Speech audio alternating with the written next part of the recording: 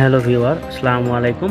আমরা আজকে ঘুরতে ঘুরতে চলে আসলাম রাজশাহীতে, রাজশাহী তালাইমারি, এখানে রাজশাহী মিষ্টি মহলে। তো এখানে আমরা কিছু মিষ্টি নেব বলে আসলাম, আমি আর আমার ফ্রেন্ড।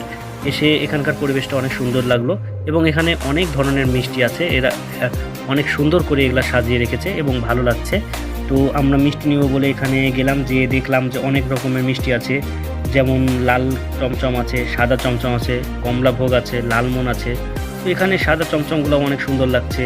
তারপরে ওই যে উপরে যেটা আছে কমলা ভোগ, এটা অনেক সুন্দর। সবচাইতে বেশি ভালো লাগছে এদের সাজানোর যে ইয়েটা অনেক সুন্দর।